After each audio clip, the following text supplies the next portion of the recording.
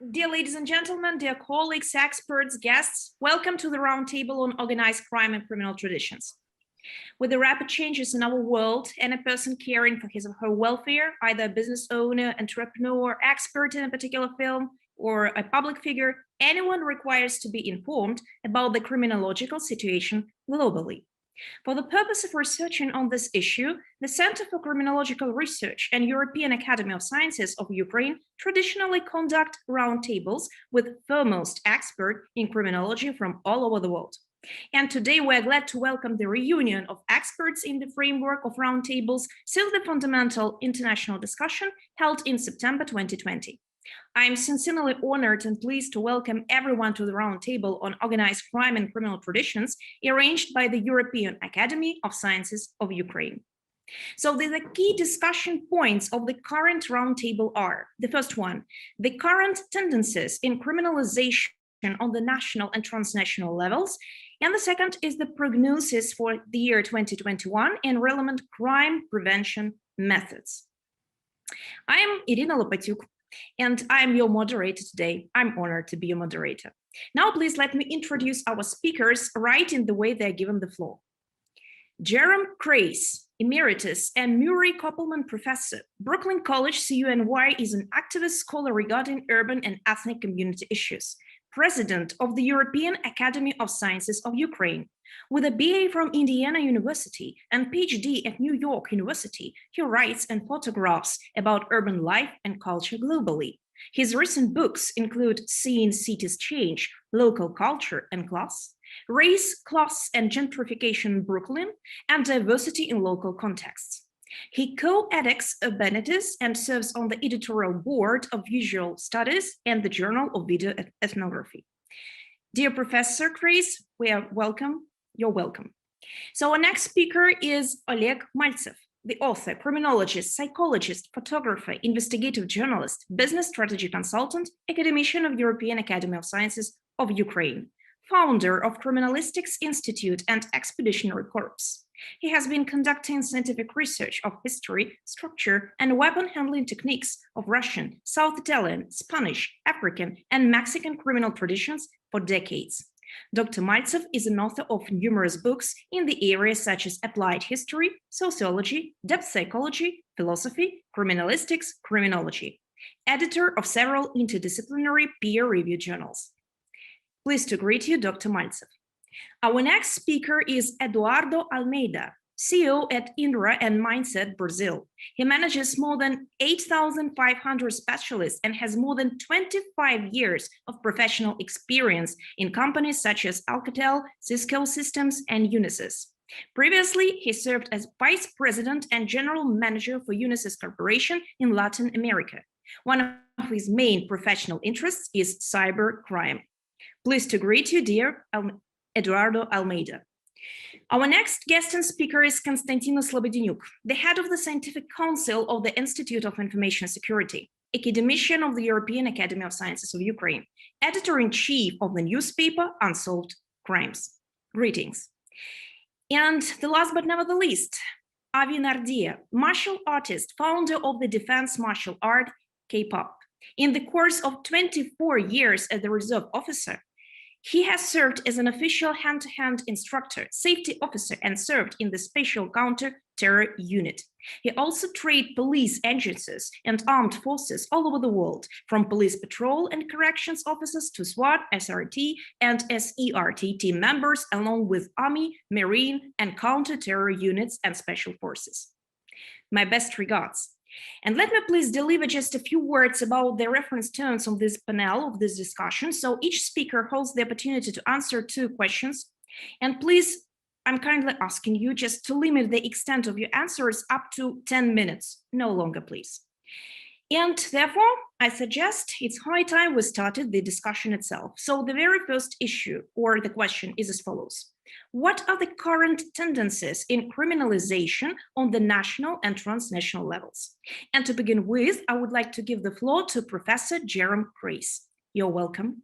Thank you very much for inviting me back. You know, it's not often that I get invited back to conferences, you know, because I often say things that people don't want to hear. But what I'd like to say is to start off as I usually do, in a very, very broad sense of what I see as a major problem today in terms of criminality, and a growing problem, and one that I don't believe will be easily solved. And I begin with something that I learned when I first was studying criminology at Indiana University in the 1960s. And that was a comment by William Graham Sumner when we were studying criminology and deviance, talking about mores and folkways. And what he did was he borrowed from Emil Durkheim's comment, which is extremely important today, especially since we are now having this revolution in terms of communication, right? So what Durkheim is quoted as saying, of course in French, was when mores are sufficient.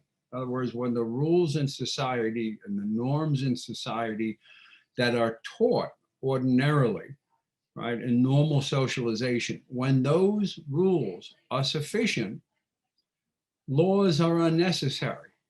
And this is particularly true as far as criminal law is concerned. It means when people are sufficiently socialized in society, they will be following the rules. So therefore, there is no necessity for government to create and to enforce laws. However, when those mores, when those norms, when those rules, when that socialization is insufficient, laws are unenforceable.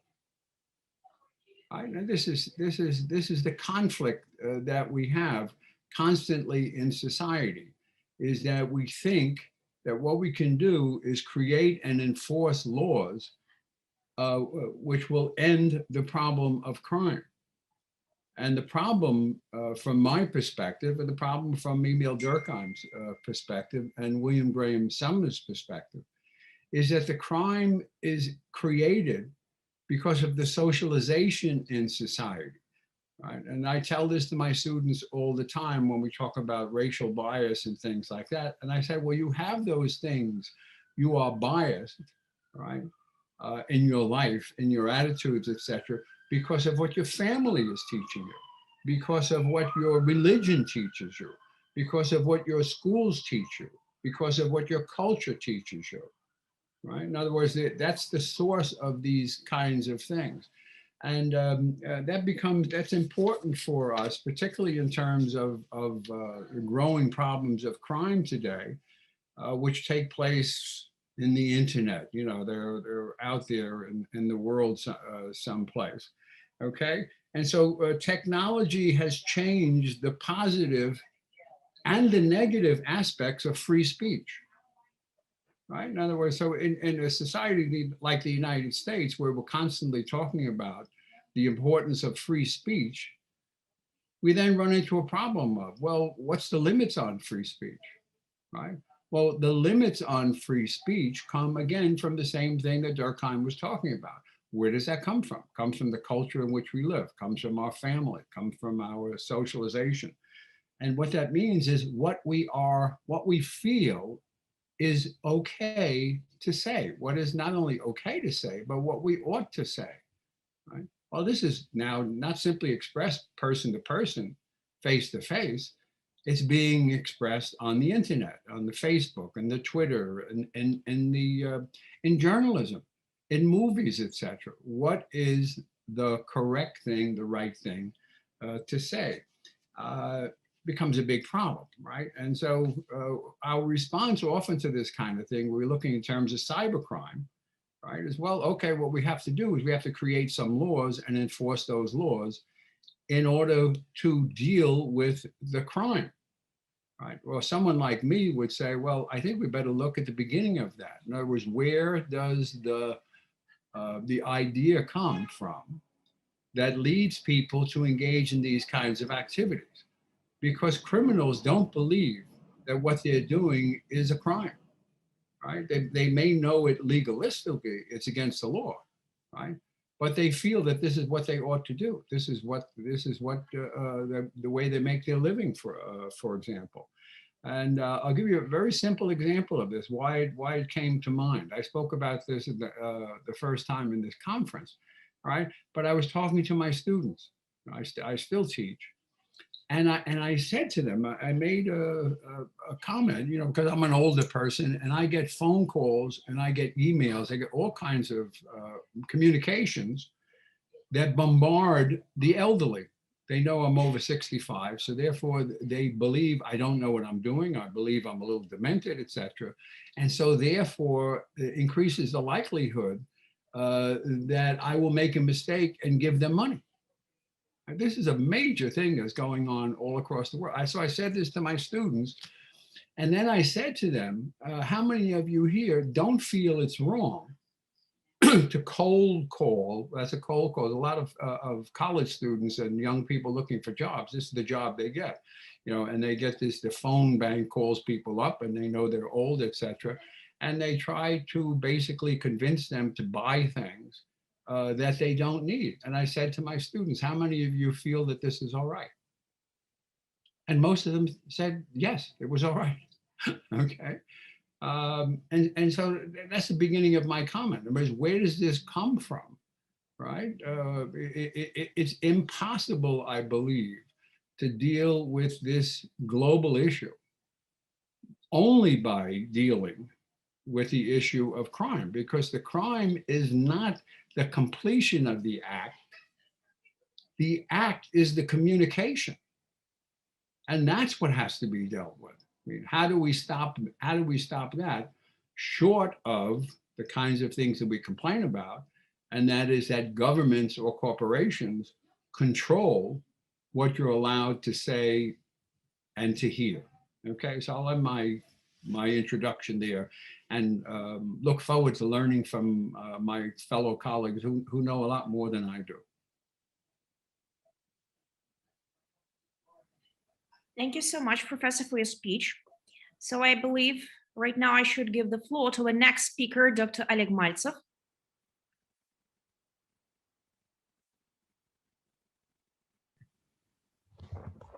Добрый день, уважаемые дамы и господа. Good afternoon, dear ladies and gentlemen. Я рад вас всех видеть, рад, что дали слово. I'm very glad to see you all on this panel, and thanks for giving me the floor. Я вчера уже выступал на круглом столе на первой части, поэтому я не буду повторяться о том, о чем я говорил вчера. So yesterday we had the first day of the round table, and certainly I'm not going to repeat myself and tell things that I've already said yesterday. Вот. И я специально не делил на вчерашний стол, сегодняшний стол, так как тема, о которой мы говорим, она у меня постоянно в работе, я с ней работаю каждый день. And I didn't divide my speech specifically for yesterday and for tomorrow, because the topic itself is very relevant, and this is something that I deal on daily basis. Да, и если я буду говорить все, что я знаю, все, что я думаю про это, то не хватит ни одного, ни двух, ни симпозиума, никакого времени. And if I start talking, if I start sharing everything, I know everything I want to share on the topic, then certainly time is not sufficient, not even a symposium would suffice for that. Да, поэтому я хочу сосредоточить ваше внимание на нескольких явлениях. So I would like to turn your attention on several phenomena. Что касается первого вопроса. Regarding the first question of this panel. Вот у нас с вами сейчас происходит такая ситуация, что у нас существует две преступности. At the moment, situation is as follows. We have two kinds of crime. То есть обратите на это внимание. I'd like to stress your attention on this. Кто этого не заметил? People that did not really notice that. Это как бы старая преступность, добрая, которая нам уже надоела, как бы. So the one category of that crime is that old crime, which is something that people are even used to and fed up with. И новая преступность, которая, в общем-то, пытается сейчас завоевать право называться вот этой глобальной вот преступностью, вот этим глобальным преступным течением. And new criminality, which is fighting now for the status of being referred to as that global crime. И нельзя сказать, что эти две преступности очень любят друг друга. And it can't be said that these two crimes go along with each other. Но при этом нельзя исключить их сотрудничество между собой. But at the same time, we cannot exclude their cooperation between each other. Да. Первая преступность – это преступность, которая существовала всегда, да, в виде организованных преступных сообществ. So the first type of crime, the old one, is a crime that existed always, like eternally, in the form of organized crime. И у той преступности всю жизнь была идея, то есть конечная цель – это легализация, да? And they always had a final goal for themselves, which is to legalize themselves, to become legal. Да, то есть это как бы преступность, она вот была преступная. Цель этой преступности, как преступности, это накопление преступного как бы капитала с целью последующей легализации. So it's about their activities, about accumulation, a huge criminal capital, which would lead to legalization in the future of their activities. То есть дураки только считают, что все преступники хотят сидеть в тюрьме, и все преступники хотят как бы нести тяготы или лишения, связанные с их воровскими там, или преступными идеями. Как бы, да. Only foolish people would believe that all criminals really want to end up being in the prison and lead that and sacrifice their lives for their torturous path of being a criminal. И по сути своей это промежуточная стадия And it is an interim stage между преступником и порядочным человеком. between a criminal and a pious citizen. Все современные состояния, как говорил Оноре де Бальзак, нажиты преступным путем. All modern wealth, as Honoré de Balzac said, were earned by means of criminal acts. То есть вот этот путь как бы преступной аккумуляции капитала, как бы, а потом легализация, и вроде там через какое-то время ты уже порядочный человек, как бы это мечта вот этой старой преступности. And the dream, again, of that old crime is to accumulate a lot of criminal wealth, which would allow them to make their activities legal. Новая преступность, она крайне не социализирована. In contrast to that, new criminality is not well socialized. То есть как бы новая преступность, она как бы связана, как сказал наш дорогой президент, как бы с коммуникационными системами, с криптовалютой, с интернетом, с как бы неким вторым, как бы миром, в котором мы все одновременно как бы живем. And this new crimes characteristics, as our dear President, Professor Jerome Krase noted, is very much related to cryptocurrency crimes, everything related to communication crimes, internet. They live basically in that second type of world that we all have a relation to these days. И вот, как бы молодежь, она как бы не хочет идти старым путем. And younger generations, they do not want to pursue the path which was undertaken by the old crime. То есть мы же говорим о том, что сейчас происходит. And speaking about, we are speaking of what is happening today now. Да, то есть все сейчас мечтают как бы идти вторым путем. Everybody aspires to choose this second path of new type of criminality. Да, и эта идея, она как бы не новая, она еще с 90-х годов как бы лелеется. And the idea itself is not brand new. It started its sprouts in 90s. Да, и когда профессор Никаса как бы говорил о том, что даже в Калабрии, где преступность, она вековая, там несколько сотен лет, как бы, они уже сейчас говорят, что нам поменьше нужно бум-бум, нам побольше нужно бум-бум, да? And as Professor Antonio Nicaso mentioned that even the crime in Calabria in southern Italy, which is centuries and centuries old enough, even they themselves say today that we need less shots with the gun, like bang bang, and we need more of typing of clicks. Да, то есть даже там, как бы все, а дранги это очень передовая структура, даже там как бы все понимают, что сидеть в тюрьме это, не нужно совершенно.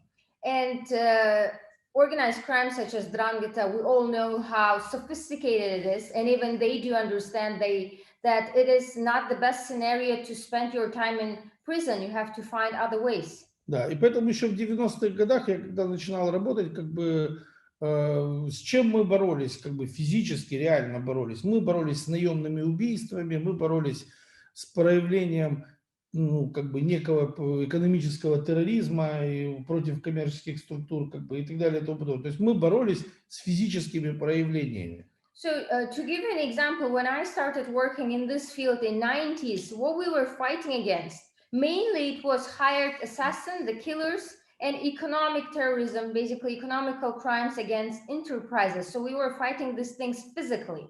Да, сегодня как бы эти же люди, ну, давным-давно поняли, что все эти вещи оставляют, ну, определенный след, человеческий фактор, и рано или поздно все эти люди садятся в тюрьму. But today, criminals became smart. They do all understand that all those things that they did in the past, they leave the trace, number one. Second thing, there's always human factor, and inevitably their acts take them to the prison.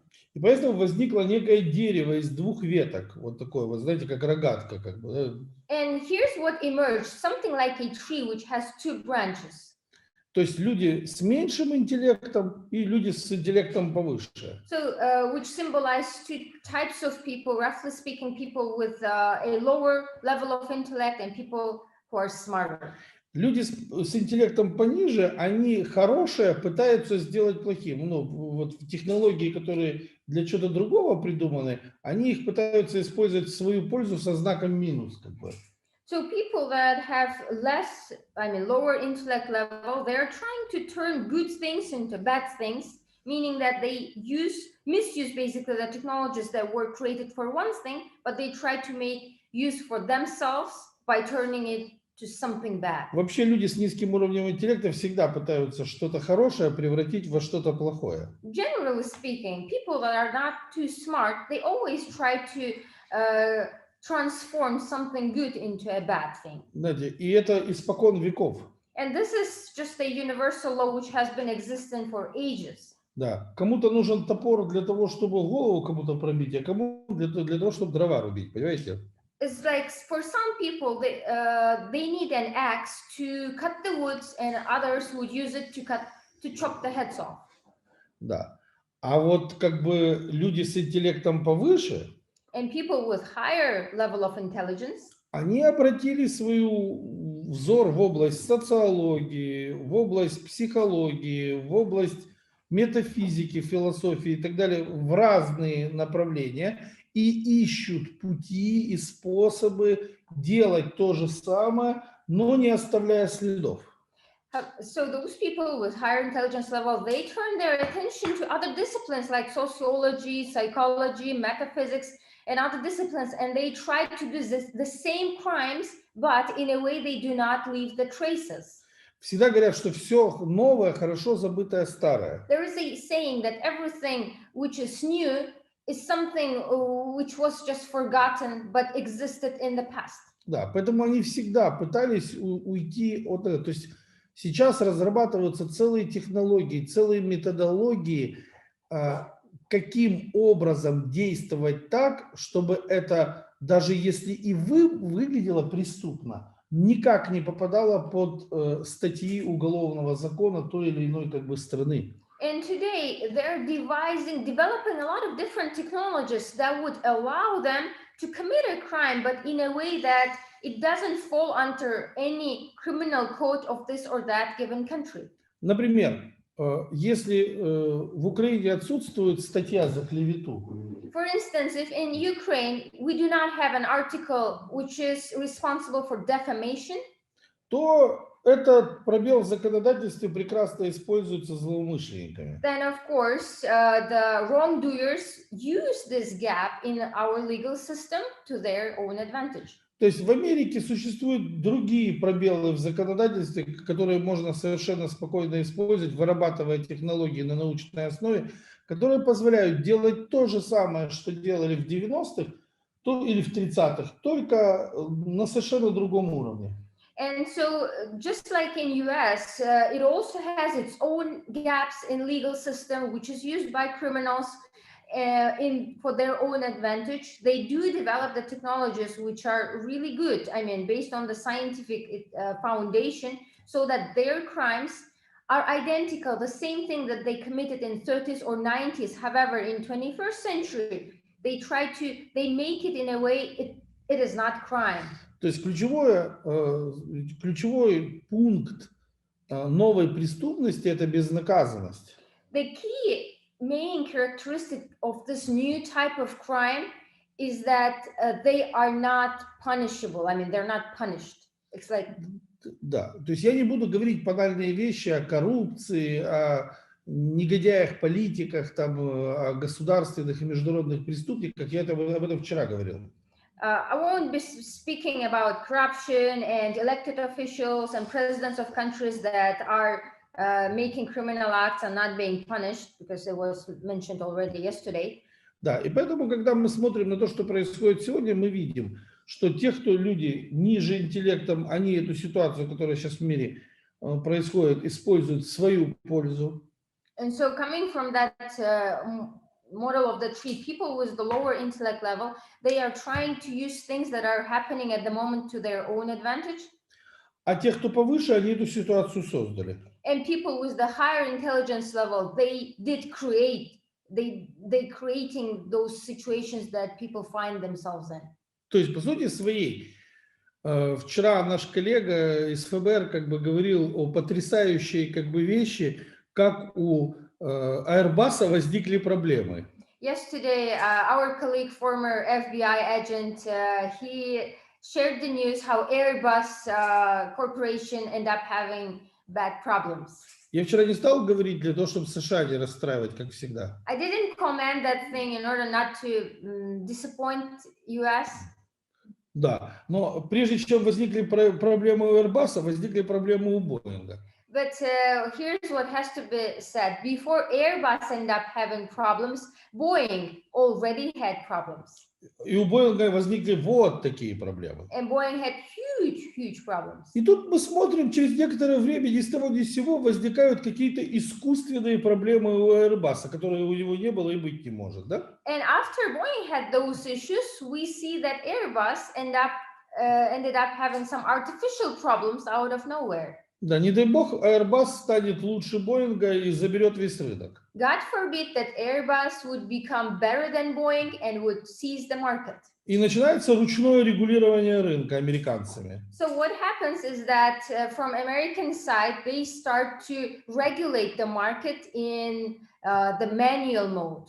И теперь мы как бы опять возвращаемся к тому, что я говорил, что те, кто поумнее, они создают эти ситуации, все неприятности нам. And so coming back to what I've just said, people with higher level of intelligence, they are the source of the situations, of bad situations that are happening. Это могут быть глобальные неприятности, а могут быть локальные неприятности, не имеет значения какие. And those problems that they create, they might be on the global scale or might be on the local scale.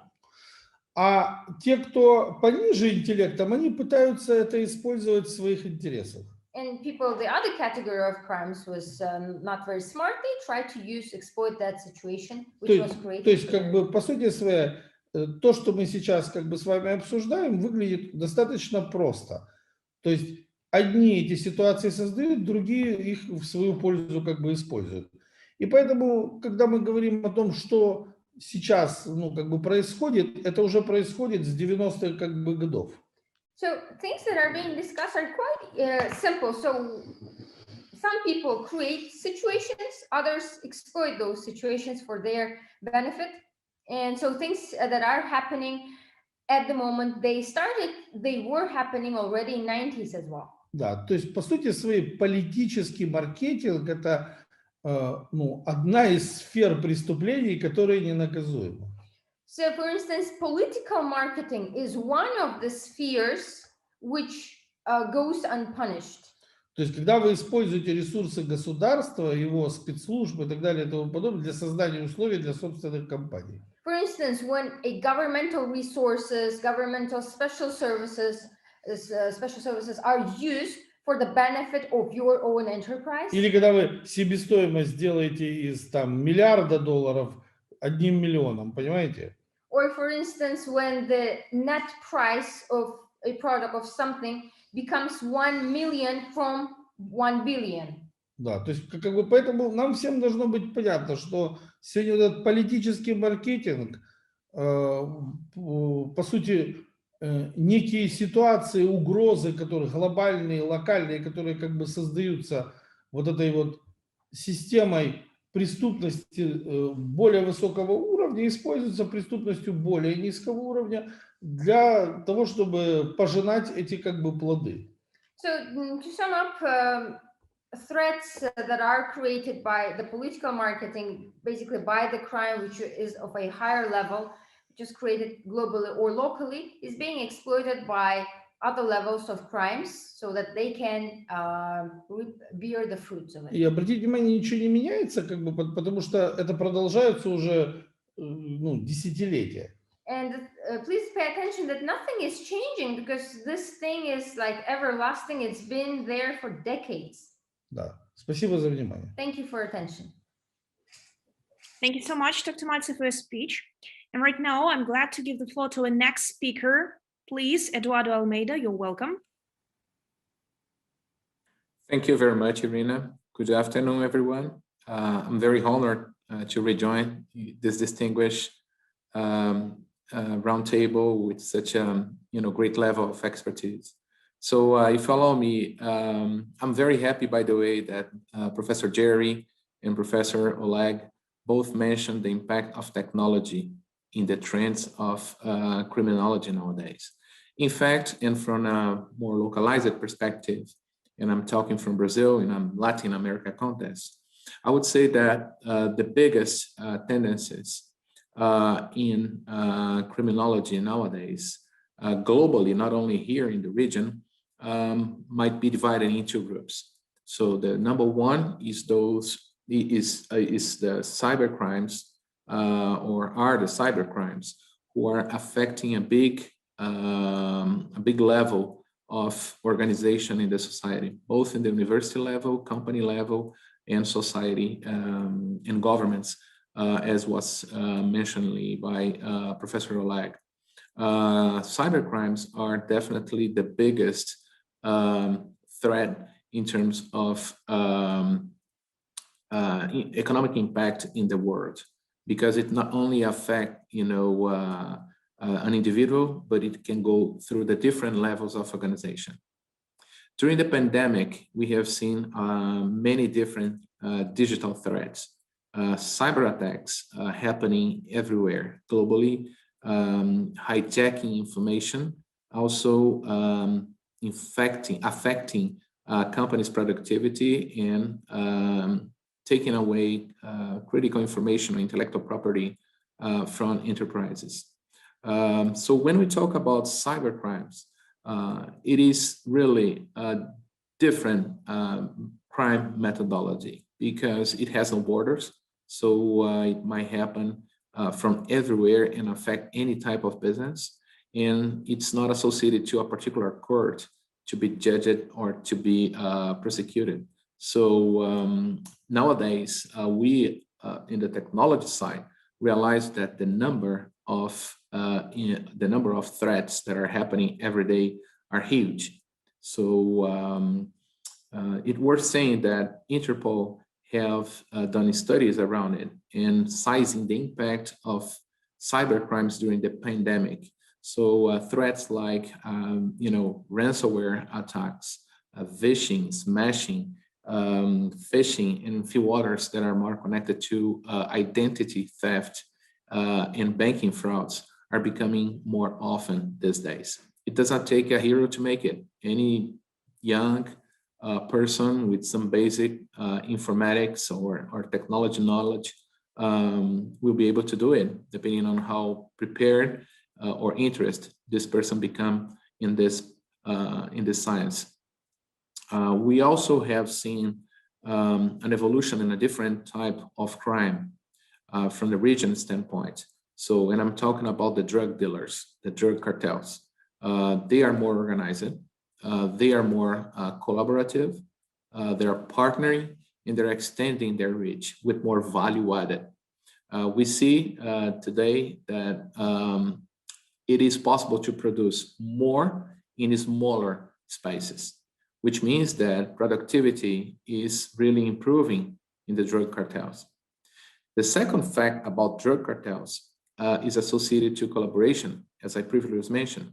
So they are creating a network of cartels and collaborating.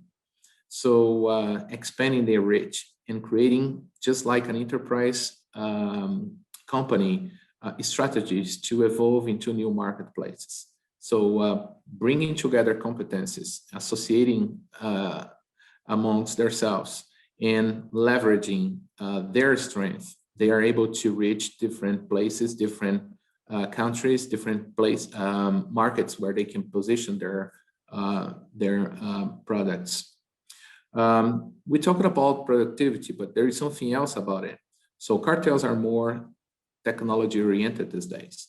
So using technology is not an option, as they need to integrate different expertise to run the business. So as we know, cartels basically integrate different types of professionals like lawyers, accountants, and some other experts to produce, distribute, and protect their business.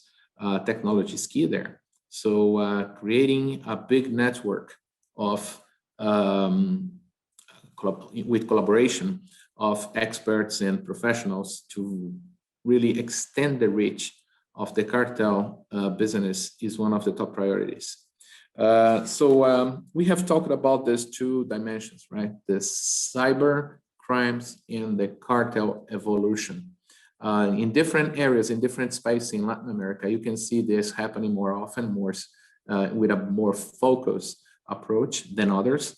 Cartels that were in place back in the 70s, 80s in countries like Colombia, like Mexico, Bolivia, even Brazil, they're still there with a different look and feel, and more integrated and more collaborative. So they learned that fighting against each other is not an option. So it's better to come together, build strong networks, and reach new boundaries. So this is where criminology, or this is where crime is going in Latin America. I would also say that traditional crimes, as was mentioned by both Professor Jerry and Professor Oleg, is still there. So we are still seeing traffic of human beings, extortions, fraud, robbery, but they are not evolving, in my perspective, as much as digital crimes and drug cartels. So this is one of the perspectives that I would like to share in terms of tendencies, Mrs. Irina. Thank you so much for your speech. And right now, please let me give the floor to the next speaker and expert, Costantino Slobodyanyuk. You're welcome. Добрый день, уважаемые дамы и господа. Для меня большая честь оказаться в таком обществе уважаемых экспертов. I'm pleased to greet you, dear colleagues, dear ladies and gentlemen, and I'm honored to be the part of this community. Я являюсь воспитанником профессора Олега Викторовича Мальцева, и я благодарен за то, что он меня познакомил с криминологией, и я посмотрел на мир другими глазами. Costantino Slobodyanyuk says that, first of all, he is happy to be the disciple and the student of Dr. Oleg Maltsev, since that very person actually taught him and he made him see the criminology as a science, as a scientific discipline. And through the prism of that scientific discipline, through the prism of criminology, Costantino had perfect chance to see the world differently, like, with different eyes, different vision. Свой короткий доклад я посвящу такой отрасли, как информационная безопасность, как руководитель научного совета института соответствующего. And being the scientific head of the Institute of Information Security, the report is going to be devoted to the specific aspects of information security. За последний год мы на практике можем отметить очень опасную тенденцию, ну, которую я постараюсь коротко объяснить. This year, actually, we have faced a kind of dangerous tendency that I'm going to share with you and explain in several minutes. Раньше казалось, что проникнуть в предприятие и достать какую-то конфиденциальную информацию, либо там взломать системы, это достаточно сложная задача. So actually earlier it was such a stereotype, it was a widely spread thing that intervening or infiltrating some sort of company or enterprise is kind of very difficult and complicated task, as well as the complicated task is considered with breaching the system and making the information leak. В американском пространстве существует плоскость исследования под названием «Инсайдерские угрозы». Много работ написано, много слов сказано, но эта тенденция, она намного опаснее, чем то, что мы видим и читаем. In American media, and especially in the scientific area, there are many papers, there are many books, and even monographies written that are dedicated to the research on the issue of insider threats. And these insider threats issues are vividly dangerous. Представьте себе, раньше было, нужно было как-то пробраться в предприятие, чтобы получить какую-то информацию. Но сейчас я вам покажу фокус, как владельцы бизнеса сами создают для себя угрозы.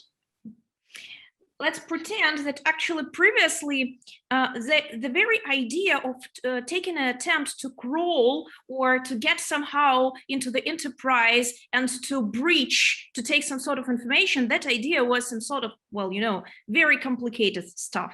Today, we're going to show you several hints in order to represent the current tendency. I mean that today the entrepreneurs, the business owners, the directors are actually using and making the chances for these people to come and to be the part of their enterprises.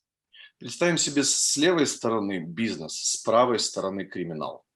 Let's pretend that we have like two hands or two branches. On the one side we have business, on the other side we have crime side, criminality. Каким образом криминалу оказаться в бизнесе, либо влиять на бизнес? What is the way or the method for the criminal side to intervene, to come into business or start influencing upon the business? Возник вход с пин-кодом от криминала прямо в бизнес. Этот вход называется IT-подразделение бизнес-компаний.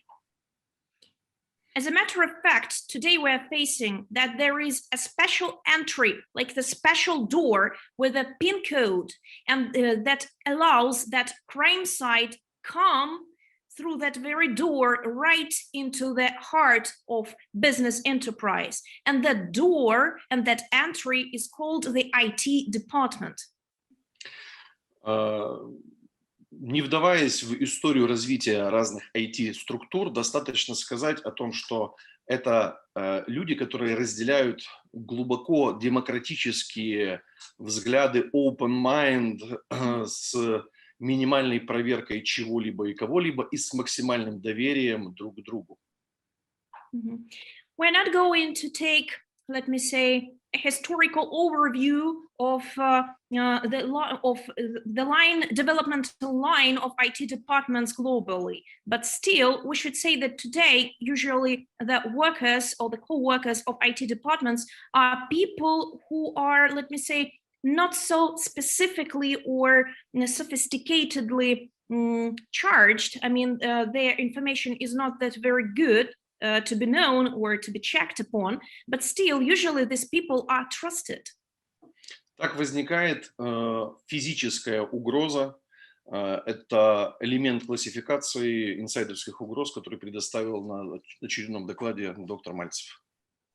So actually, these people, they are becoming the part of the enterprise. They are working in the IT department. And this is the way or the mechanism that the physical threat, I mean, the insider physical threat takes place. The insider physical threat is the part of the classification that was actually discovered and characterized by Dr. Oleg Maltsev.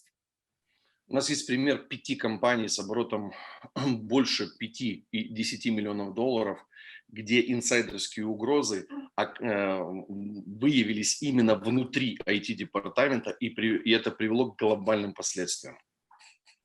Talking from the practical viewpoint, I have to share with you that we have 5 practical examples of 5 real enterprises that actually are involved in this very physical insider threat. And these are huge enterprises with a turnover more than 10 or 20 millions of dollars. And all these enterprises are facing the same dangerous problem, this physical insider threat. Возникает вопрос, а почему только сейчас это произошло? Неужели это не происходило раньше? And the question is as follows: why is this all happening right now? Why today? Why this year? Hasn't that happened before? Это происходило и раньше, просто в значительно меньших объемах. And frankly speaking, that has happened already before. However, the scope or the scale, that wasn't so huge, that wasn't so enormous. Но за последний год количество людей, которые оказались на рынке труда без работы, настолько велико, что возник очень интересный буфер. Там, где хорошие парни трансформируются в плохих парней. Mm-hmm. And as a matter of fact, today on the labor market, there are so many people who don't have their jobs and they cannot get employed. And we should say on the labor market, there is a specific area, let's call it some sort of buffer. And in that very buffer, these good guys are retransformed into the bad guys. Об этой тенденции говорил доктор Мальцев еще год назад, о том, что пандемия породит совершенно новые угрозы. And actually, Dr. Oleg Maltsev used to speak about all these issues and buffer issues last year, explaining that with the fact that pandemics is going to, let me say, burst the new areas that are making people to get retransformed. И вот люди, которые были уволены год назад, жили каким-то образом полгода или год, зарабатывали так, как могли, они окружали себя новыми друзьями не совсем легального характера, криминального характера, и вот они начали возвращаться в предприятия. So that's what we see due to pandemics. Many people were fired. Being unemployed, they tried to meet the ends. They tried to make their earnings right in the way they could. And actually, they were getting involved into these very specific areas where they were retransformed. И возвращаются сейчас в предприятия люди, которые похожи на тех же самых программистов. Они днем делают вид, что они выполняют свою работу, но по вечерам, как говорят в Одессе, они немножечко шьют. So what are we seeing today? Today we're seeing just like ordinary people, just usual guys who are saying, I'm IT, let me say, manager, or I'm programmer, something like this. But actually, that's what you see from the outside. That's what you see during the daytime or daylight. However, when the night comes, all these masks are gone and you see the person who's doing his, let me say, shadow activity. He's taking his shadow activity. Популяризация IT-подразделений приводит к тому, что сегодня больше 70% компаний располагают своими IT-подразделениями, и они нуждаются в этих людях. Moreover, the IT department popularization actually brought us to the fact that today 70% of enterprises actually have the IT department as the part of their system. And of course, if you have the IT department, you require the good workers, you require people who are going to serve there. Бизнес сам открывает дверь, и в нее заходит криминал. And this is the way the business actually makes that very entrance go clear. They open the door for the criminal and say, come on, you're welcome. И теперь остается два варианта. Либо менять философию всем этим людям, но они же пришли на разную толерантную, дружескую атмосферу, либо нести убытки. And right now it's like, it's like facing no choice. Because actually, what can you do? What can you choose? It's either trying to change the minds of the people, like changing the philosophy, changing that very issue of what they feel, like what they do. However, is that even possible? Since these people are open-minded, they are sharing the democratic virtues, and actually, what can we do? И оценить возможные последствия таких угроз на данный момент даже не представляется возможным. Мы просто фиксируем это и доносим это в виде доклада для уважаемых коллег-экспертов. Спасибо большое. And as a matter of fact, the only thing that we can say, let me say on the firm note, is that these are the people who represent physically the insider threat. These are the people who are the new members of the IT department. And what should be done in that very case, or how to estimate the scope of consequences of this insider threat? Actually, these are the open questions, the questions with no answers given yet.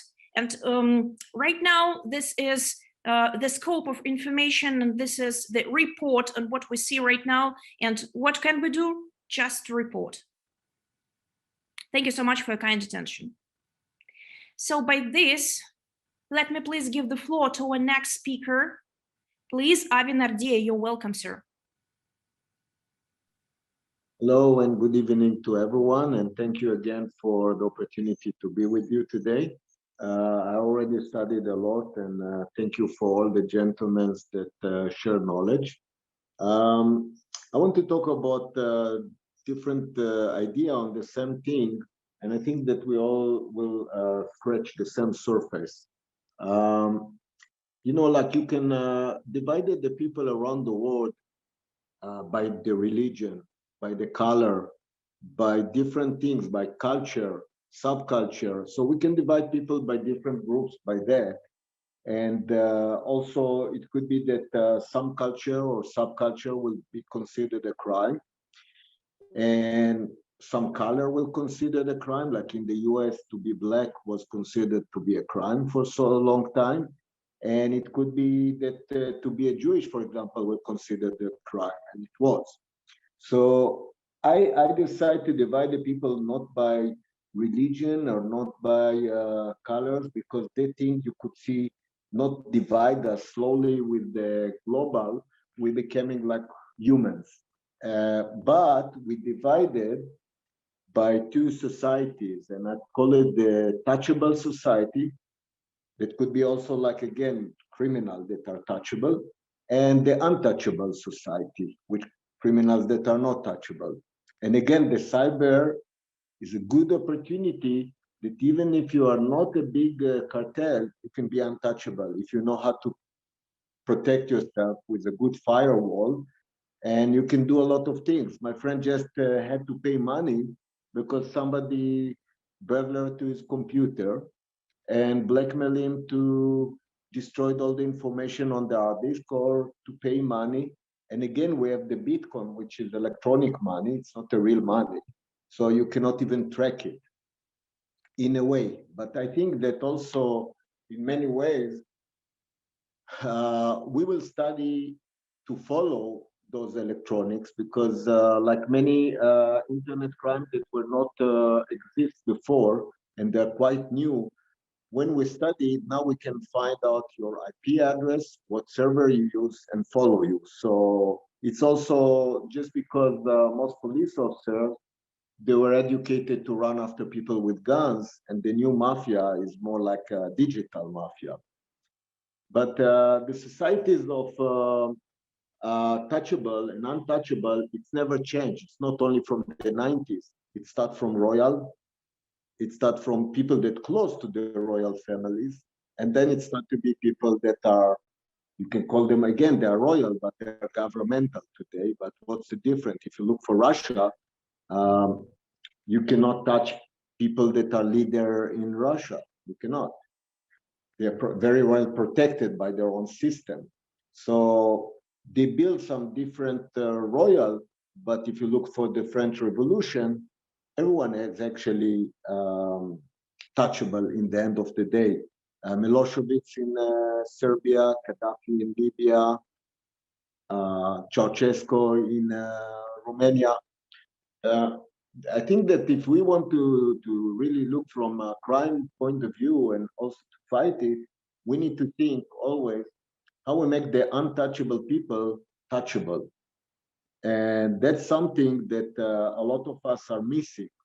And I just had a situation here in my own house that some high-level religion guy attacked my wife, and everyone tried to cover it. And how you can fight with it? You know, like the system protect him because untouchable. Who's gonna fight the church? We know that you can read every day that church people all over the world, they committed crime until somebody is looking for them. I give you an example in Israel, the Independence Day, and some guy, religion guy, had to get the highest reward in Israel. And 1 week before, it came to the media that he was a pedophile and a sex abuser, and suddenly they destroyed him totally.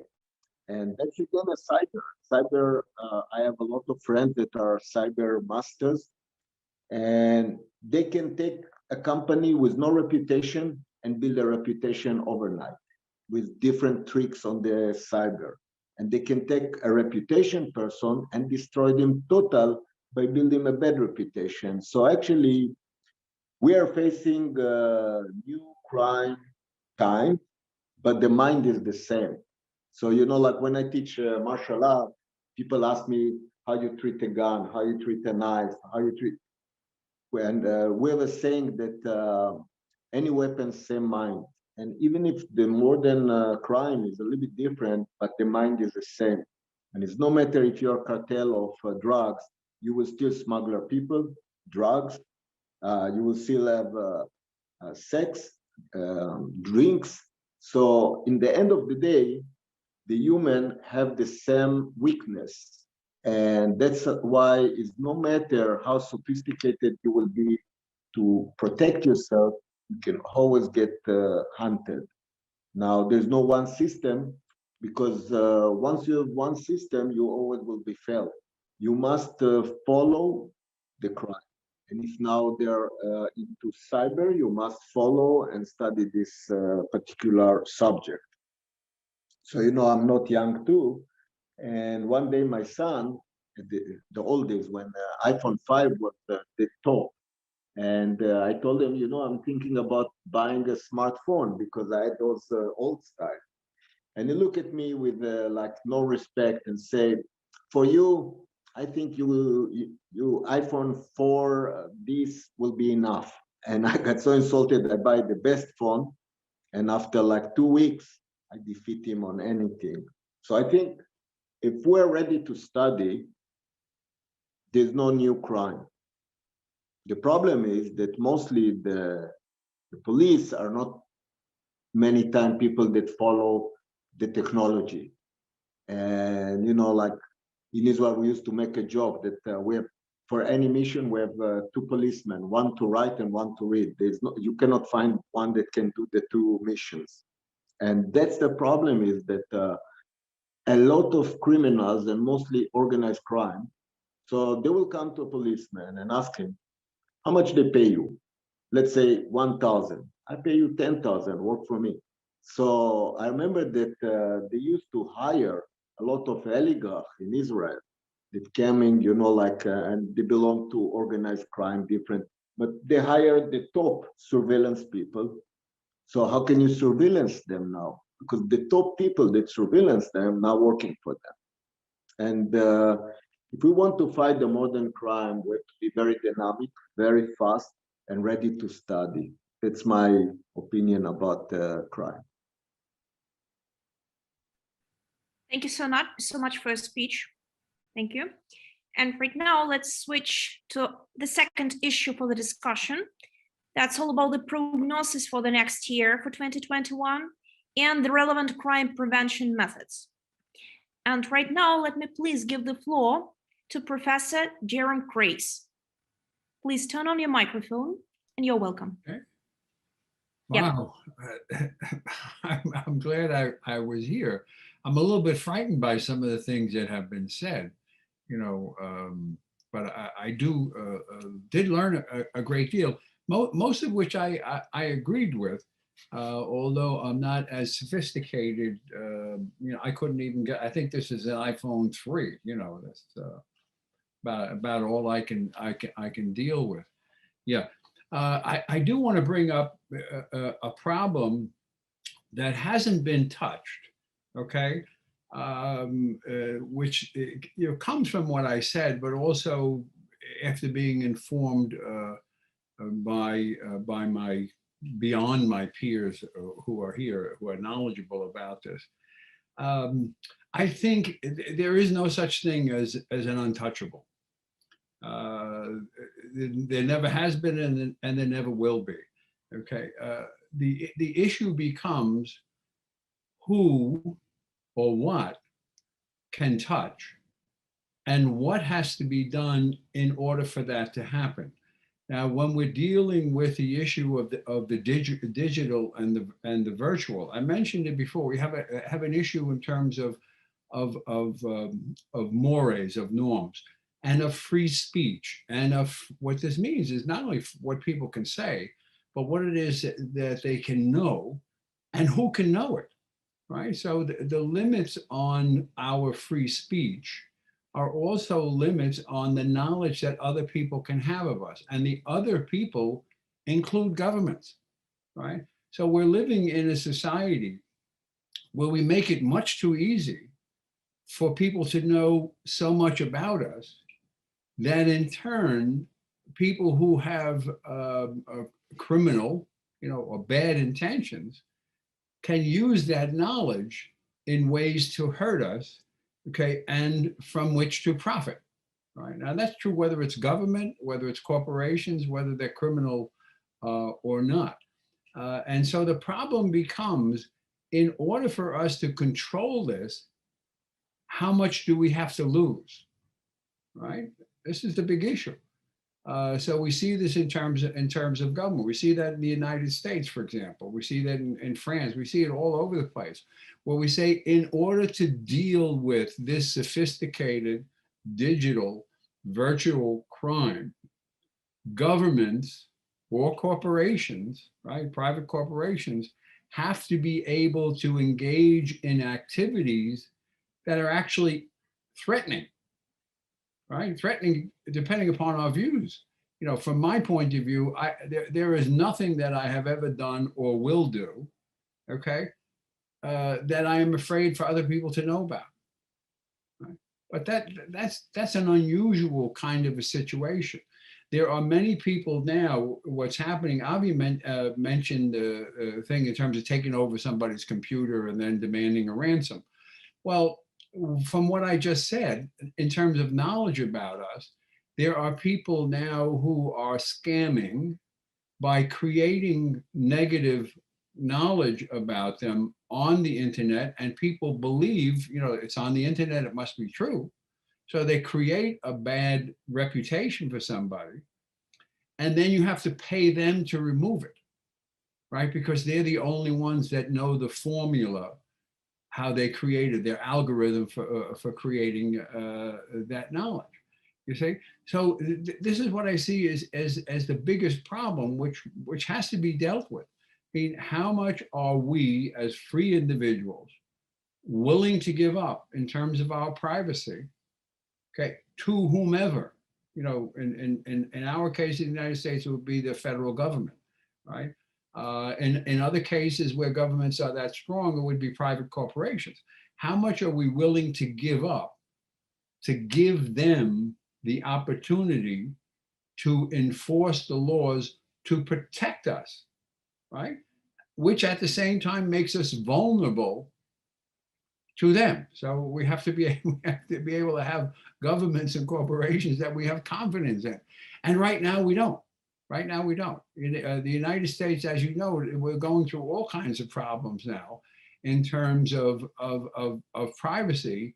For people who are committing treason, attacking the government, and we say, well, okay, well, we can't do anything about it because in order to get that information, we have to violate their First Amendment rights or Fourth Amendment, whatever amendment rights.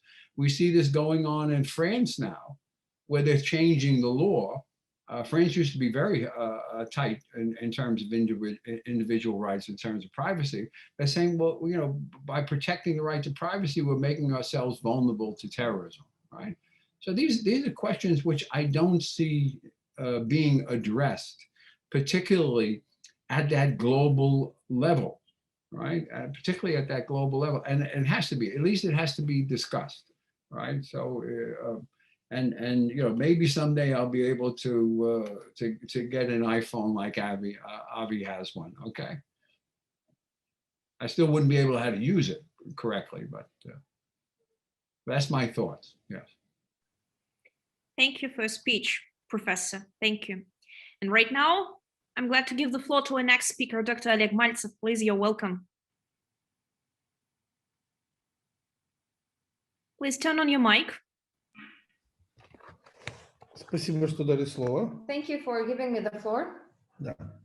Я уже вчера говорил на те темы, как раз, которые поднял профессор Jerome Krase, как бы, о том, что все правоохранительные органы считают, что им еще больше нужно полномочий для того, чтобы бороться с преступностью, то тех, что у них есть, им вечно не хватает. Yesterday, I mentioned certain things that do relate to what Professor Jerome Krase pointed out in his second speech. It is the fact about that law enforcement systems globally, they always think that they still do not have anything, that they want more freedom, more information, instead of really doing their job. Да, и профессор Jerome Krase для меня большой учитель, я всегда у него учусь вот этой вот потрясающей способности, его проницательности в суть вопроса.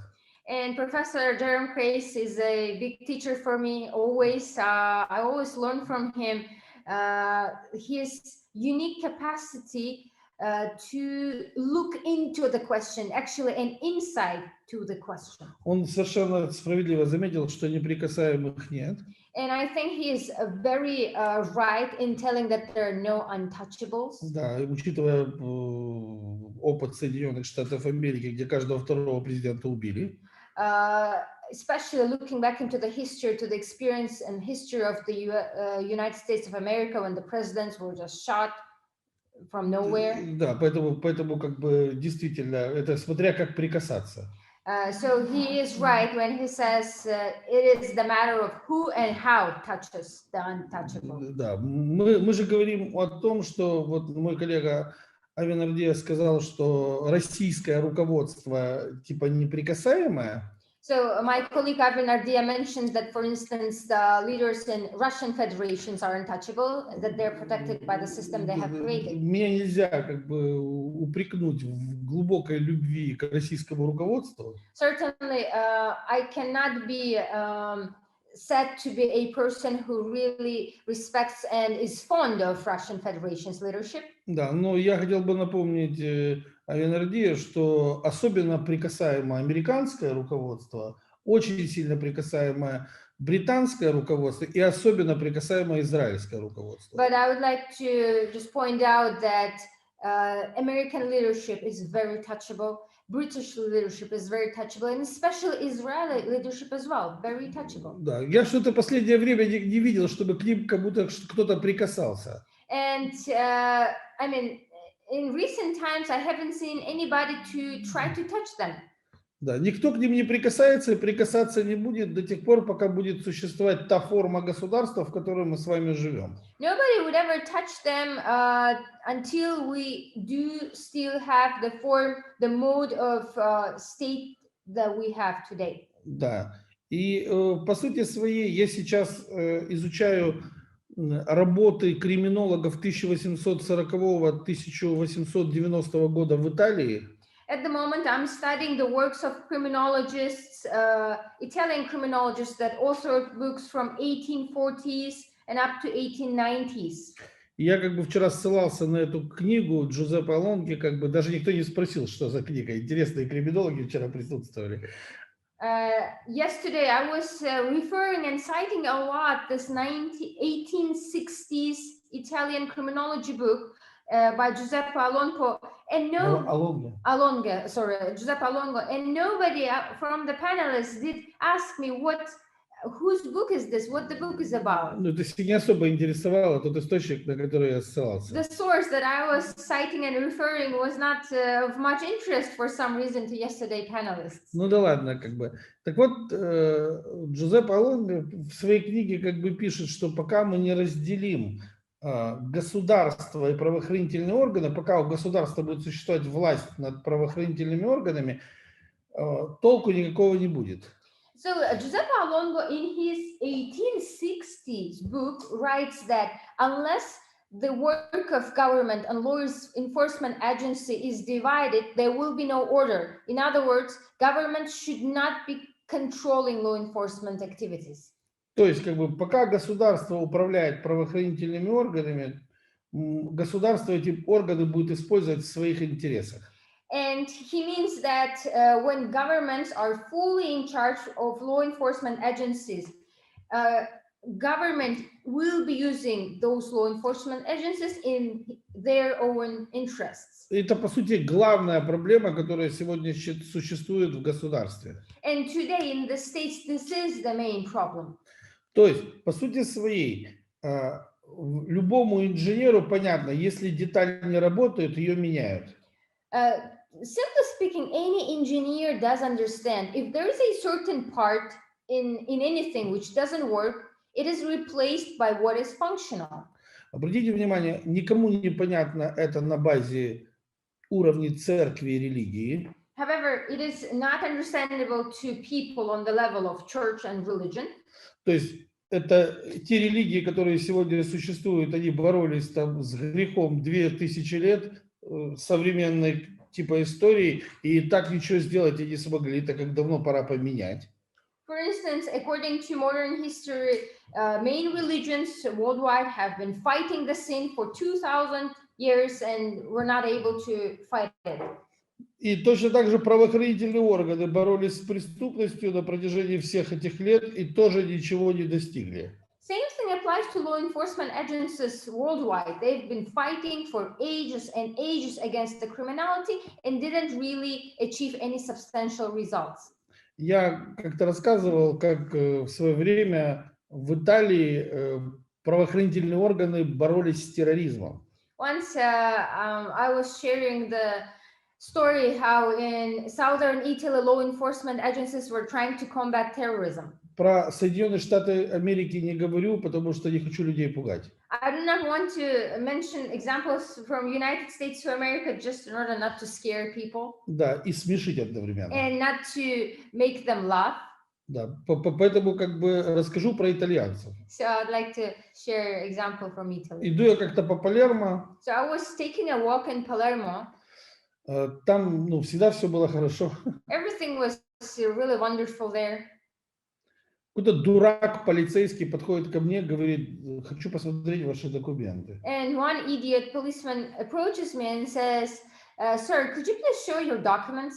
Я его спрашиваю: а зачем? Ну, то есть, что я сделал? And I said, "Is there any reason to ask me my documents? What did I do?" Он говорит: у нас борьба с терроризмом. And the policeman said, "Well, we are fighting terrorism." Я говорю: я понимаю, ну, боритесь, ну, как бы, я-то что сделал лично? And I said, "Well, sure, why don't you fight terrorism? What did I do personally?" Он говорит: ничего, я просто хочу посмотреть ваши документы. And he was like, "Nothing. I'm just curious. I want to see your documents." Я говорю: пожалуйста, ну, паспорт, я не понимаю логики. So I handed my documents, but I do not really understand their logic. Ну, он посмотрел мои документы, отдал мне их обратно. So he looked at them and gave them back to me. Поборол терроризм. He fought the terrorism. Только что совершил великий акт борьбы с терроризмом. It was the huge act. И пошел дальше. And he continued his way. Тоже кому-нибудь еще пристанет, тоже документы захочет посмотреть. Then he would approach another person and would ask for the documents. Но, во-первых, с точки зрения еврозакона это незаконно. In the first place, according to European law, this is not legal to do this thing. Да. Во-вторых, как бы с терроризмом так бороться нельзя. Secondly, you don't fight terrorism like this. Проверка документов ничего не даст. Because checking the documents will be inconsequential. Да. То есть с террористическими организациями борются совершенно иными методами. Because terroristic organizations are combated by completely different methods. Но этот чудак, человек из Палермо, он, ну, видимо, закончил полицейскую академию, ему там это не объяснили. But that guy from Palermo, probably he was not explained in the police academy. Да, он, ну, глупый человек. So he made the foolishness. И такие же глупости совершают американские полицейские, и такие же точно глупости украинские полицейские, немецкие полицейские. Все полицейские в мире, они делают одни и те же глупости. And similarly, all other policemen, like globally, they do the same mistakes. Just like in Ukraine, in America, and other countries, in Germany, the policemen make same foolish mistakes. Я не говорю про Латинскую Америку, там я получил особенное удовольствие. And I do not want to mention Latin America because it was something. Там люди с крупнокалиберными пулеметами ездят по улицам. Because people are fully armed with huge arms. They are riding in the cars all over, just like in city. Да, вот с такими, вот такого Like размера. huge shotguns. Да, и неизвестно, что у этого дурака в уме. And you never know what is in the mind of that policeman. Я когда в Мериде был, When I visited Merida в Юкатане, in Yucatan Island, да, и это, ну, такой, знаете, островок безопасности. it was like an island of security. Да, так вот там полиции больше, чем домов в городе. So it seemed that they have more policemen than houses in the city. Я вот думаю, кого они там ищут или ловят. So I wondered who they are hunting for. На въездах в город стоят КПП, So when you just enter the city, контрольные пункты. you have controlling checkpoints. И вот ты выезжаешь из города, And when you just leave the city, тебе говорят, покажи документы. you're asked for the documents Ты говоришь, на. and you say, here they are. Он смотрит, отдает тебе обратно. Ты заехал в магазин, разворачиваешься, через 2 минуты едешь обратно, он говорит, покажи документы. So he gives the documents back to you. So you go to the shop, just like near the block. You come back from the shop and he asks for the documents again. Я ему говорю, так ты только что их проверял. And I said, well, you just checked the documents just 15 minutes ago. Он говорит, я не помню. And he's like, well, I don't remember. Да. Еще веселее, мы как-то поехали ну, с Юкатана там, ну, в определенное место исследовать определенный храм. And what is more funny, we went to a different place from Yucatan to research a specific temple. Стоит джип. And there was a jeep in front of that. И стоит 6 человек с автоматами. And 6 people fully armed with guns. И нам говорят, останавливайтесь. And we were told to stop. Ну, стоят люди в бронежилетах с автоматами, как бы страшные, капец, в касках, как бы. So people fully armed with all the bulletproof vests, etc. Приготовьте документы для проверки. So they again asked for the documents for the check. Хорошо, на. And we said, okay, here are they. Как мексиканские полицейские проверяют документы? Внимание. And please attention, here's how Mexican policemen check your documents. То есть он взял документы, He takes this pile of passports. посчитал своих друзей. He counted the number of his friends. И раздал каждому по документу. And handed one passport to each guy. Чтобы не было скучно тоже. So that they're not bored. Теперь представьте себе, вот этот паспорт, они проверяли столько времени, сколько мой ассистент выпила 2 кокоса. So they have been checking one passport while my assistant drank 2 coconut juices. То есть говорят, идите погуляйте, поешьте кокосов, мы пока документы посмотрим. So they say you take a walk and have fun while we check your documents. Да, ну допили кокосы, приходим, они говорят, нате, езжайте. So we came back and then they hand the documents back. То есть это вот борьба с преступностью. So this is how they fight crime. Да, то есть как бы вот так полицейские всего мира борются с преступностью. So what I'm trying to tell generally worldwide, this is how policemen are fighting criminality. То есть полицейская система, которая она сегодня существует, она порочна. Police system globally that exists today is ineffective just by its nature. То есть эта полицейская система с каждым годом становится все ненужнее, ненужнее и ненужней. And year by year, this police system becomes needless and needless and even more needless. То есть толку от нее никакого. No point. И поэтому как бы пока мы не разделим власть и как бы полицию, толку не будет никакого раз. So unless the power, the government and police, the law enforcement agency is divided, there will be no point at all. Пока мы эту полицию не ликвидируем и не создадим новые органы правопорядка, соответствующие сегодняшним тенденциям, So unless this current police system is liquidated and restructured in a relevant, really functional unit, пока мы не поднимем уровень интеллекта полицейских и их профессионализм на должный уровень, so unless we increase the professionality and qualification of policemen to a relevant level, пока мы как бы не реформируем само общество, не объясним людям, что ну, как бы они находятся ну, как бы в неком состоянии, где ну, вместо того, чтобы нарушать их права, им нужно всячески активно сотрудничать с правоохранительными органами в борьбе с преступностью. and unless the society becomes educated that they have to cooperate with law enforcement agencies and help them to basically reveal the cases instead of getting their rights violated, Толку никакого не будет. there will be no effect.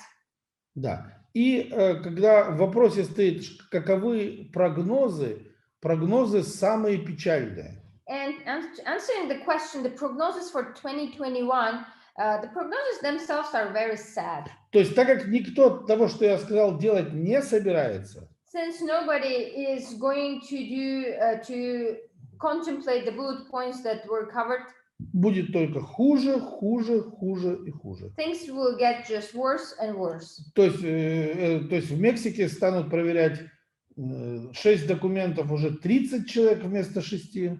So, as an example, in Mexico, they will check the documents 30 people instead of 6 people. Да, а в Америке при посещении статуи свободы вместо того, чтобы тыкать в меня автоматом, начнут стрелять. And in the US, as an example, whenever you are visiting the Statue of Liberty, instead of basically pointing a shotgun to you, to me in that case, they will just fire it. И все это будет мотивироваться борьбой с терроризмом, с преступностью, еще с чем-то, с которым они никогда в жизни не боролись и даже не думали начинать. And all their actions, they will be justifying by their fight against the terrorism, which they didn't really started fighting against. И эта политика сегодняшнего мира, как бы стоп борьба с преступностью, а не какая-то блажь отдельных каких-то правительств. Спасибо за внимание. And this is the global politics policy, which is ineffective in fighting crime. Thank you for attention. Thank you so much, Dr. Maltsev. And right now, I'm glad to give the floor to our next speaker, expert, Eduardo Almeida. Please, you're welcome, sir. Thank you very much, Irina. Dr. Oleg, it was really great to learn about your experience in Yucatan, Mexico. I know how it feels. You know, I've been through this as well. But you know, I have to agree with both Professor Jerry and Professor Oleg, because the real problem to fight, you know, transnational crime is not the lack of legal instruments. It's working smarter.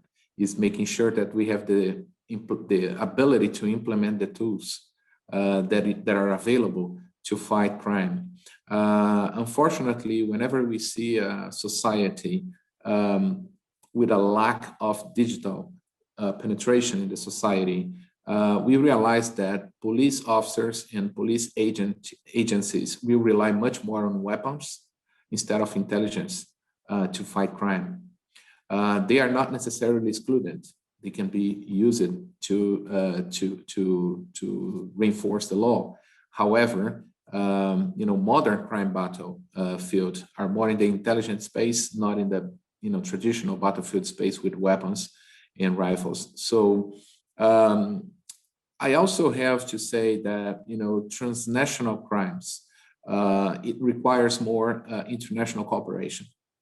I would say that whenever it comes to drug, and I apologize to reinforce this point because it's very, very present in today's reality in Latin America, but fighting a drug cartel takes more international cooperation. In order to cooperate, agencies have to build trust, and countries, states, they have to build trust, and they have to rely on each other to not only build build the necessary tools to fight crimes, but also to prevent crimes in the future, right? Intelligence, big data, analytics, artificial intelligence, those are tools that are available and can be used in a smarter way to, in a more effective way, prevent crimes globally. But again, I reinforce that building trust amongst agencies, amongst countries, states are absolutely critical in order to provide this level of intelligence to fight crimes. There are things that helps a lot as well. So whenever you build trust, you see that, let's talk about witnesses programs. So witness program is very effective whenever you can protect a witness that is providing information to give you a meaningful way to how do you say that in English, by the way? It's to act against crimes. So you have to protect the witness, and sometimes you need to send them abroad, or this person or he or she abroad. So country cooperation is also very relevant because you can send a witness abroad to protect this person from a drug cartel, but you have to have collaboration between countries, agreements between countries that will allow people to be relocated more effectively. I also would like to reinforce that international cooperation will also bring intelligence, if we are able to build specialized networks. We were talking basically here, I was talking basically about two types of crimes: cyber crimes and drug cartels, right? So because crimes are so huge in terms of amplitude that they will require different treatment in order to be fought. So if we talk about cyber crimes, probably it was said by Dr. Jerry, the effect of having what they call deep fake news in the web.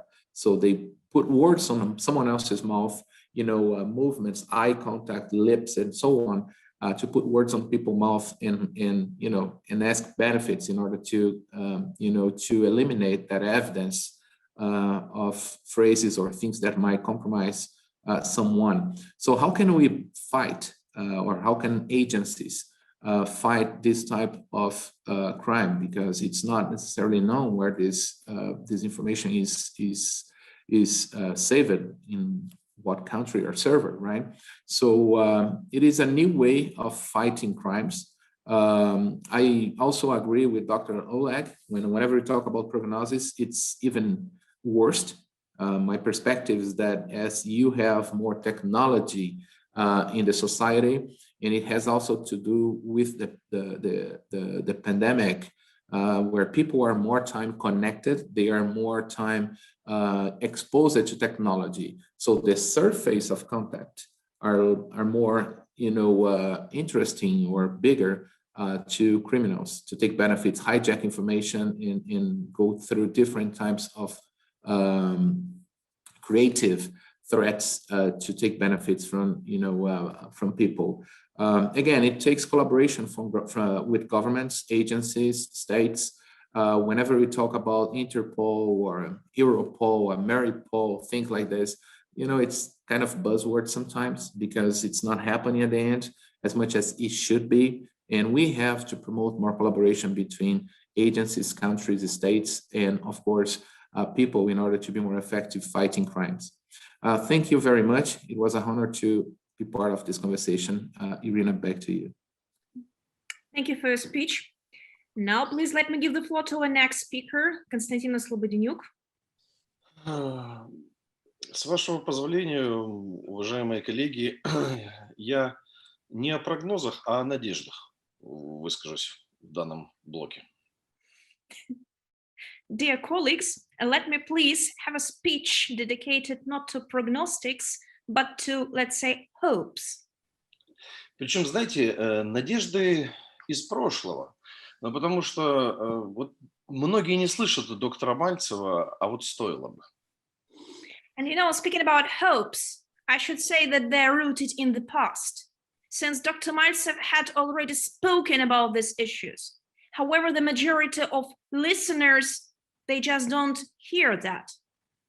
И, конечно, когда воспитанники доктора Мальцева говорят, что доктор Мальцев гениальный ученый, ну, это же его близкие говорят, его близкий круг. Они могут быть необъективны. And we realize that when students, disciples, people who Dr. Maltsev raised, brought up, and made real specialists, when we say that Dr. Maltsev is a genius doctor, a genius scholar, of course, the rest of the people who are watching this, they say, yeah, sure, they could be not so objective because they're the closest people to him. Но вот когда французский социолог, английский политолог, то есть господин Улах-Биб, Энди Робинсон говорят о том, что доктор Мальцев – это последний пророк Европы после Бодриара, ну вот к этому надо прислушаться. However, in certain situations, likewise, when the French sociologist, as well the British politologist, I mean, Lucien Ulach-Bib and Энди Робинсон. And Andy Robinson, thank you. When they say that actually Dr. Maltsev today is the last prophet, actually it's not just the saying, it's the issue that we should listen to. Да, то есть за доктором Мальцевым стоит многовековая школа, и сейчас вы поймете, к чему я все это говорил. Because actually it's not only Dr. Maltsev, we're speaking about the school behind Dr. Maltsev. And right now, just very soon you will realize why we are speaking about all these things. Когда мы говорим про мир digital, нужно запомнить одну простую парадигму. Speaking about the digital world, one should be aware of one very simple paradigm. Эту вещь говорил Олег Викторович много-много лет назад. A couple years ago, actually many years ago, Dr. Maltsev was repeatedly explaining this thing. Взламывают сегодня не компьютерные системы, не базы данных, не какие-то суперсекретные флешки. Сегодня взламывают людей. As a matter of fact, today, not the computer system, not the special networks, neither the databases or not the special programs are hacking and breaching your activity, but people do. People are hacking, people are intervening, they are infiltrating. Тем зрителям из американского мира, которые сейчас наблюдают за этой конференцией, я приведу цитату очень известного авторитетного американского специалиста. For the American audience, I mean, for the listeners and participators, for everyone who is watching this live broadcast, I'm going to add in this narration the quotation of a very remarkable and prominent scholar. Джон Макафи, один из тех людей, который создал первые серьезные антивирусные системы в далеких 80-х. Talking back to 80s of the previous century, John McAfee, one of the very first people who actually created and engineered the antivirus programs. В 2018 году в открытом доступе есть видео, где он прямо говорит: взламывают не систему, взламывают людей. And in the year 2018, there is a video in which McAfee explains that actually it's not the programs, it's not the systems that are hacking you, but that's the people who do that. И, конечно, многим нравятся фильмы, там, «Враг государства», «Крепкий орешек», как злоумышленники управляют прямо спутниками, но вот запомните, это раз и навсегда взламывают людей. And of course, actually, we are fond of Hollywood films like The Hard Knot and the others, like The Enemy of the Government of the State.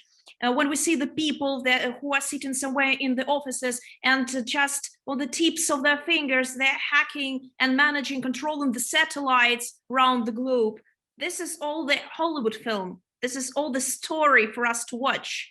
However, it's not the fact that the satellites are not hacking you. People do. И с чем же связана вот эта вот моя центральная надежда? So right now, let's speak about that very significant issue. My hope, my central or core hope is connected with. Что на сцену, на передний план должна вернуться древняя европейская наука. I totally hope that on the world scene, right to the front row, the Asian European science should go back. И человек как предмет исследования должен оказаться на первом месте, а не роботы, кибербезопасности и прочие системы. And I definitely believe that a person, a human being himself, should be that very central issue of studies, but not the robot, not the automatic system, not the other things like the cyber robots or programs that are being researched today, but the human should be. А для этого придется разбираться в вопросах, которые были подняты Липотом Сонди, Фрейдом и Юнгом в начале 20 века. Придется возвращаться к проективным тестам, к психодиагностике и начинать работать с людьми, вместо того, чтобы работать с компьютерными системами. And instead of working with computer systems, instead of putting so much effort into that computer area, we actually are faced and obliged to get back and try to settle out and to deal with the problems that actually right in the beginning of the 20th century were discussed by the prominent scholars like Leopold-Zondi, Sigmund Freud, Carl Gustav Jung. And actually we should speak about the human himself. We should go back to the projective tests, to psychodiagnostics and the other scientific branches helping us to deal with human factor. И сегодня жизнь заставляет большое количество бизнесменов разворачивать голову от компьютерных систем и вспоминать, что без людей нет государств, нет бизнеса, нет ничего. And the life that we're living in today actually pushes and makes lots of businessmen turn their sights and see that actually it's not the computer area or the computer machinery bringing them the problems, but they should study the humans. Because if you don't have human beings, if you don't have people, without people, you have no state, you have no government.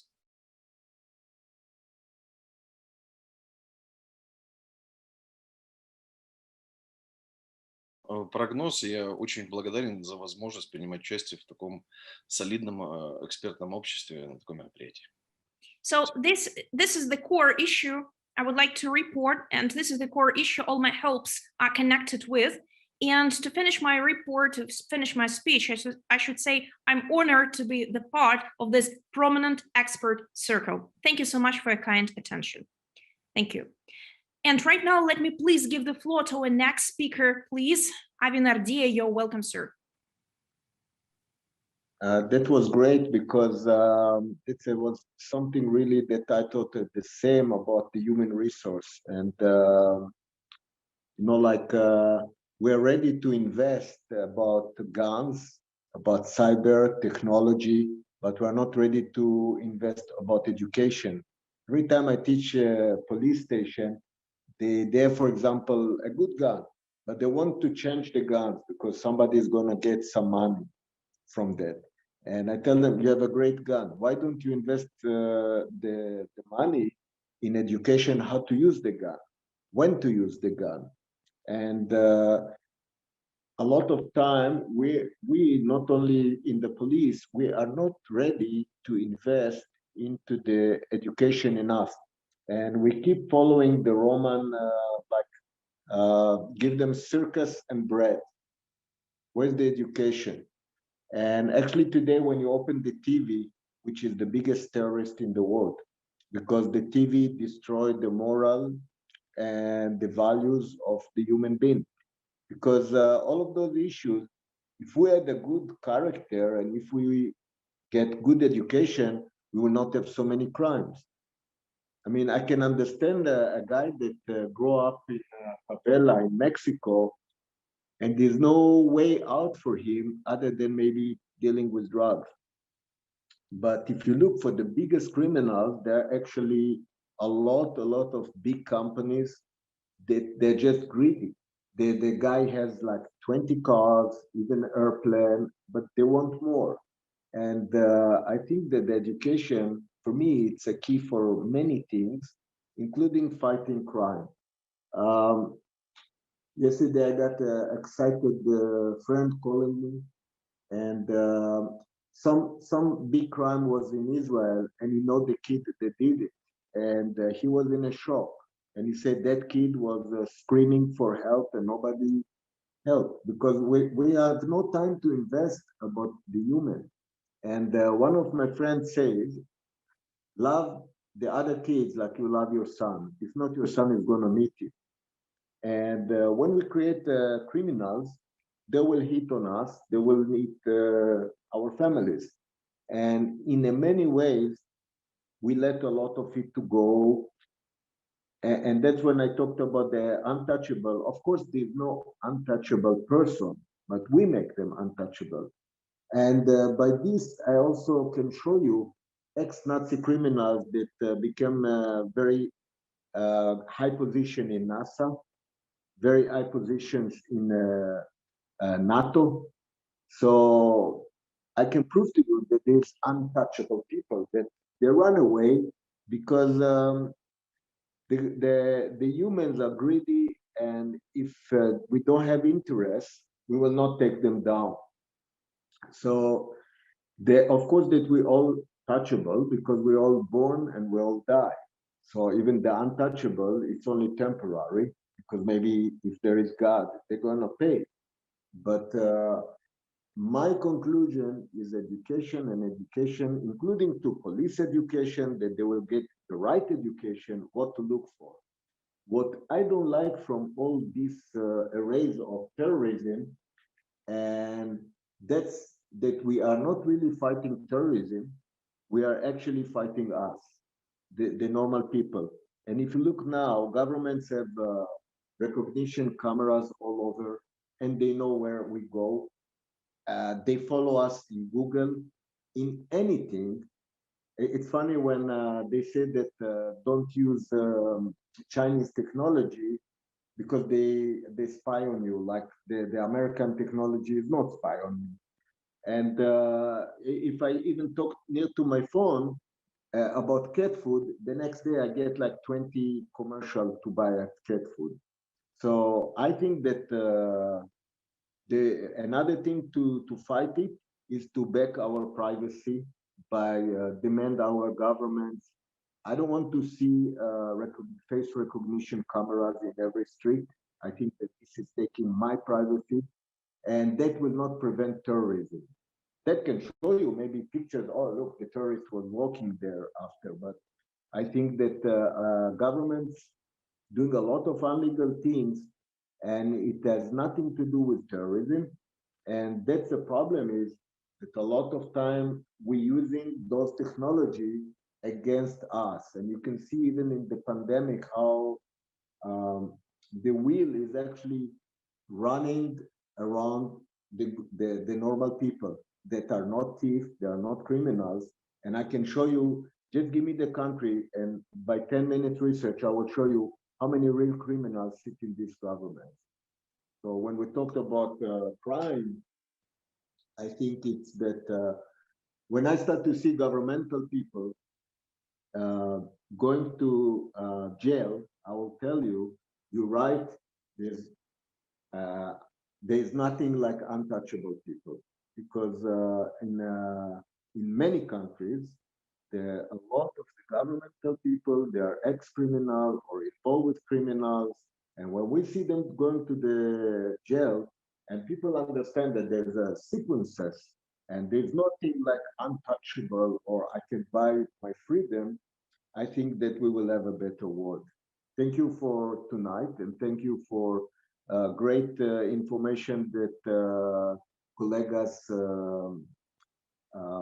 teach me today. And I want to thank you all for tonight. Thank you so much, sir. Thank you. So let me first of all thank all our speakers. Thank you, Professor Jerome Krase, Dr. Oleg Maltsev, Eduardo Almeida, Costantino, Slobodyanyuk, and Avi Nardia. Thank you for sharing your viewpoints and for your scientific impact. As well as this, I would like to thank all the organizers and participants of this discussion. So it's high time we have finished the roundtable discussion on organized crime and criminal traditions arranged by the European Academy of Sciences of Ukraine. By this, once again, thank you so much for your kind attention and see you soon. Okay. Bye. До свидания. Thank you. До свидания. Thank you. Shalom, Avi. До свидания. До свидания.